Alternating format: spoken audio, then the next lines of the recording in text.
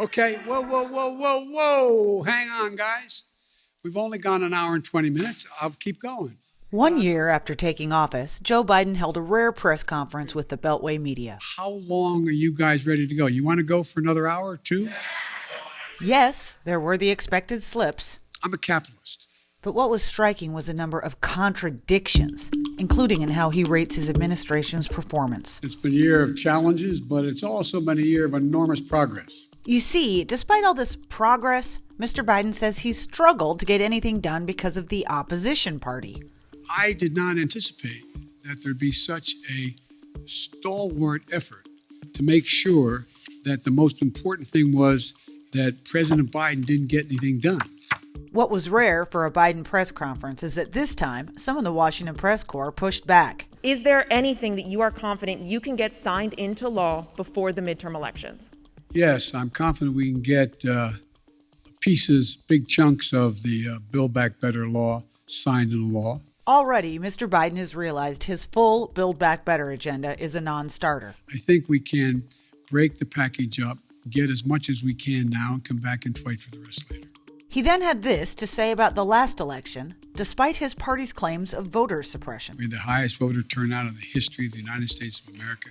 Last week, Mitch McConnell condemned Mr. Biden for comments made during his voting rights speech in Atlanta in which the president compared the Republican Party to segregationists. What do you say to those who were offended by your speech?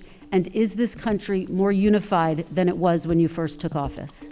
Anybody who listened to the speech, I did not say that there were going to be a George Wallace or a Bull Connor. I said we're going to have a decision in history.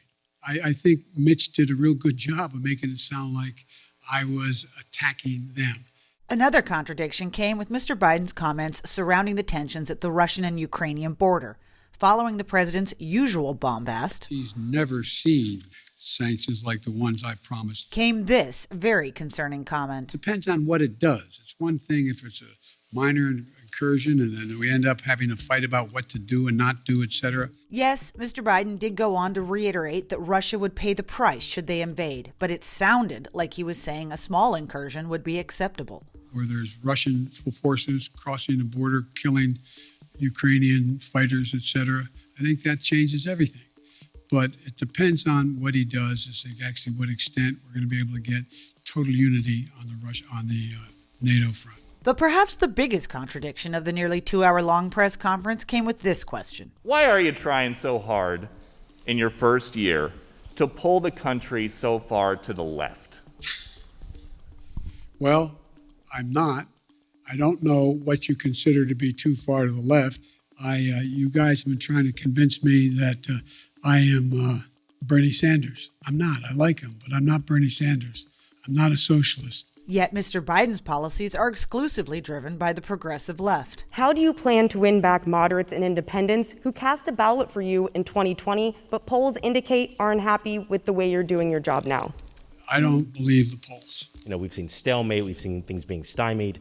Why should folks believe you this time around? Can you think of any other president that's done as much in 1 year?